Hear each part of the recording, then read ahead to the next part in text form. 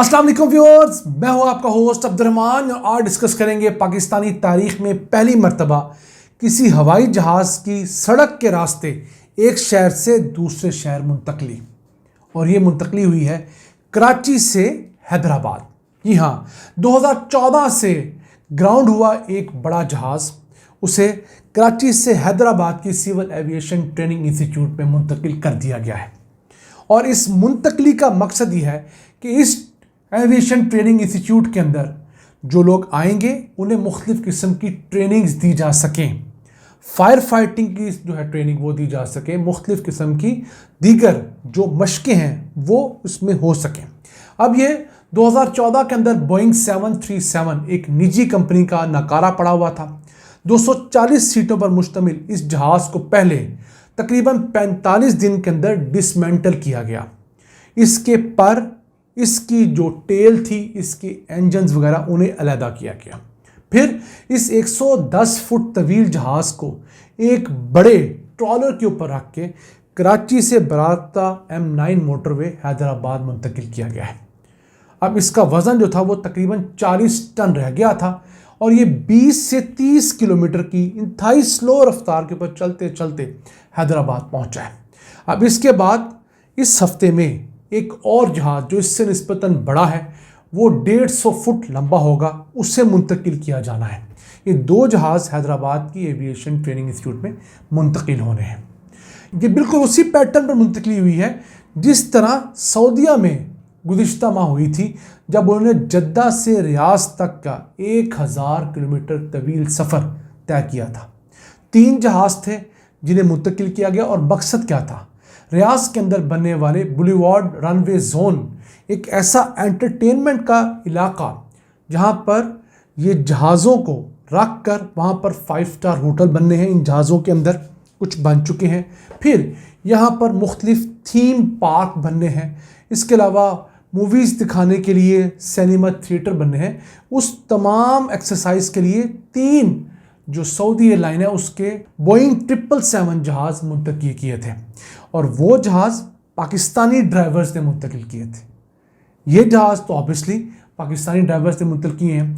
फिर सऊदियों ने इसको बहुत सेलिब्रेट किया। जितने दिन वो एक्सरसाइज चलती रही उसके लिए एक सोशल मीडिया के ऊपर बेस्ट फ़ोटो का कंपटीशन भी शुरू किया गया और मकसद ये था दुनिया भर में एक वाइब क्रिएट करना। अब दुनिया का अगर हम जाएँ तो आप देखेंगे कि वहाँ पर जहाज़ों के अंदर रेस्टोरेंट्स बने हुए हैं, वहाँ पर फूड कोर्ट्स बनी हुई हैं, वहाँ पर सिनेमा हॉल्स बने हुए हैं। एक बिल्कुल डिफरेंट लाइफस्टाइल और एक डिफरेंट डाइनिंग एक्सपीरियंस आपको मिलता है। हमारे यहाँ बदकिस्मती ये है कि हमने जहाँ दीगर बहुत सारे ऑप्शंस अवेल नहीं किए, ये भी अवेल नहीं किया। अब अगर हम सिर्फ कराची एयरपोर्ट की बात करें तो वहाँ पर 30 हवाई जहाज़ नाकारा पड़े हुए हैं। उन हवाई जहाज़ों के अंदर परिंदों ने अपने घोंसले बना लिए हैं। वो बाकी चलने वाले हवाई जहाज़ों के लिए एक बहुत बड़ा सिक्योरिटी रिस्क बन चुके हैं। अब वो जो नाकारा जहाज़ हैं उनमें से कई कंपनीज ने हुकूमत के पैसे देने हैं। वो पैसे इस कदर बढ़ गए थे कि वो जहाज़ की कीमत से ज़्यादा फिर उन्होंने जहाज़ को रिटर्न कर दिया। कोई चलने के काबिल नहीं था, कुछ और नहीं था। लेकिन इन तमाम जहाज़ों को म्यूज़ियम में तब्दील किया जा सकता है, प्लानिटेरियम में तब्दील किया जा सकता है, बिल्कुल जिस तरह लाहौर, कराची और पेशावर के अंदर PIA प्लानिटेरियम है। ऐसी जगह जहाँ पर इसी तरह के जहाज़ जो है वो बाकायदा खड़े किए गए हैं। आप बच्चों के साथ वहाँ जाते हैं, इन जहाज़ों के अंदर का एम्बियंस, माहौल बिल्कुल एक नए जहाज़ जैसा होता है।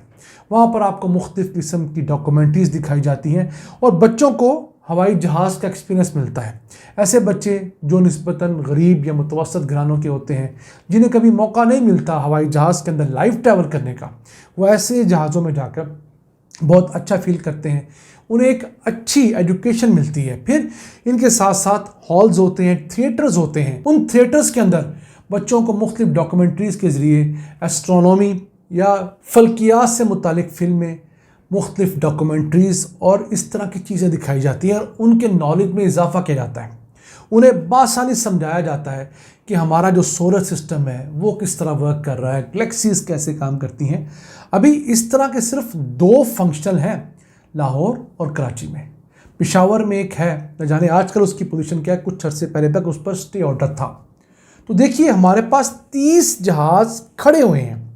आप इन जहाज़ों को ट्रांसपोर्ट कीजिए और इन जहाज़ों के ज़रिए आप निस्बतन दरमियाने दर्जे के शहरों तक भी पहुंच सकते हैं। वहां पर बच्चों के लिए एंटरटेनमेंट का एक नया सोर्स क्रिएट कर सकते हैं। हमारे यहाँ एंटरटेनमेंट क्या है? पार्क में चले जाएं बच्चों को लेकर या खाना खाने चले जाएं। दुनिया के बाकी मुल्कों में अगर जाएं तो उन्हें 17 किस्म के एंटरटेनमेंट बच्चों के लिए रखी हुई हैं।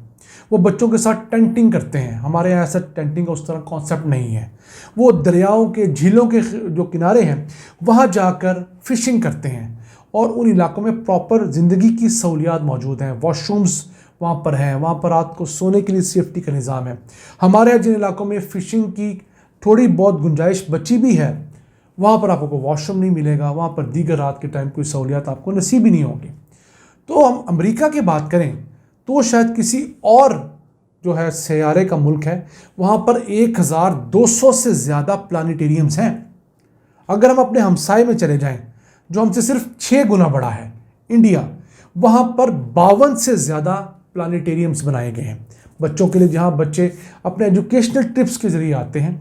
वहाँ पर मुख्तलिफ म्यूज़ियम्स हैं एयरक्राफ्ट से मुतालिक और एस्ट्रोनॉमी से मुतालिक। हमारे यहाँ कितने? सिर्फ 3। ये 30 जहाज़ तो वो मैं आपको बता रहा हूँ जो कराची एयरपोर्ट पे बंद पड़े हैं, ख़राब पड़े हैं, ग्राउंडेड हैं, दोबारा उड़ने के काबिल नहीं है।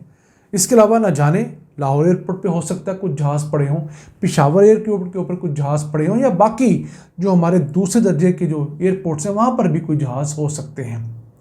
तो आज की इस वीडियो को आप तक पहुँचाने का मकसद, बताने का मकसद इस मुल्क का पोटेंशल है कि हम कहाँ कहाँ से अपने यहाँ मुल्क में टूरिज़म को ला सकते हैं। यानी अगर हम इन पीआईए के बने हुए प्लानिटेरियम्स को या प्राइवेट कंपनियों को इन्वेस्ट करें कि वो अपने पुराने जहाज़ों से प्लानिटेरियम्स बनाएं, उन्हें चलाएं, मॉडर्न लाइंस के ऊपर उनको चलाएं, तो पाकिस्तान के लोगों को अच्छी टूरिज़म मिलेगी, सस्ती टूरिज़म मिलेगी। फिर जो लोग बाहर से आएंगे उन्हें टूरिज़म मिल सकती है। फिर हम यहाँ पर अपनी वो डॉक्यूमेंट्रीज चला सकते हैं जिनमें हम दुनिया को ये बताएं कि पीआईए दुनिया की वो एयरलाइन है जिसने 12 से ज़्यादा बड़ी तगड़ी एयरलाइंस को जन्म दिया है। एमिरेट्स एयरलाइन जैसी एयरलाइन पीआईए के जहाज़ों के ज़रिए चली थी और आज दुनिया के ऊपर राज कर रही है। तो हमारा वो ताबनाक माजी है, ये हमारा वो पोटेंशल है जो अगर हम आज भी यूटिलाइज़ करें तो दुनिया के सफ़े अव्वल के ममालिक में खड़े हो सकते हैं। नाज़रीन, ये था आज का एपिसोड। हमें उम्मीद है आपको पसंद आया होगा। अपनी सजेशंस, अपनी आराज़ से हमें आगाह रखा करें और अपने मेज़बान अब्दुर्रहमान को इजाज़त दीजिए। अल्लाह निगहबान।